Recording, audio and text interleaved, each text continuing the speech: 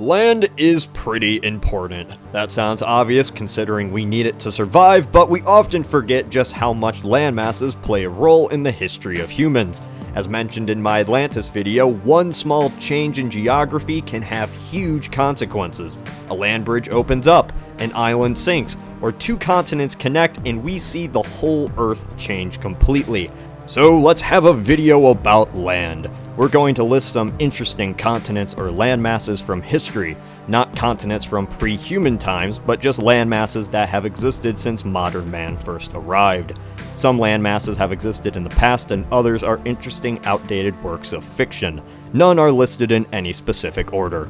Number 5. Sundaland and Sahul. During the last ice age, the sea levels dropped, creating much larger regions and areas we're familiar with today. Hint hint, this is going to be a common theme.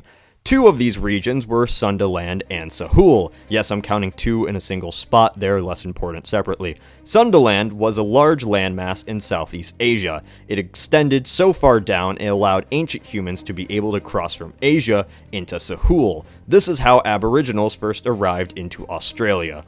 Number 4. Lemuria. Before the theory of plate tectonics, but during the age of Darwinism, scientists attempted to explain the similar fauna across the Indian Ocean. What came was an idea that the animals crossed from a continent in the middle of the ocean, which was called Lemuria. Because geography!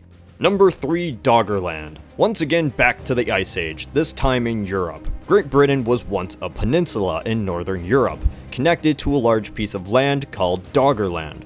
Doggerland was located in what is now the North Sea. In fact, whole tribes and people lived and died inside Doggerland, in a land which is now destroyed and flooded underneath the ocean. Number 2. Mu. Or Mew. Mu? Mew?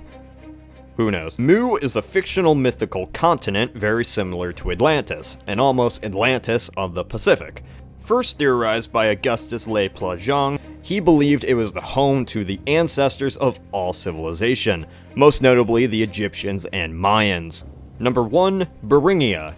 Beringia was the land that once connected the Old World and the New World. Located in Alaska and Russia, it allowed ancient Native Americans to cross into the Americas for the first time. It consisted of grasslands, which made travel easy for any humans, but once the land was flooded by the rising sea levels, the people on the Americas were cut off from the rest of the world.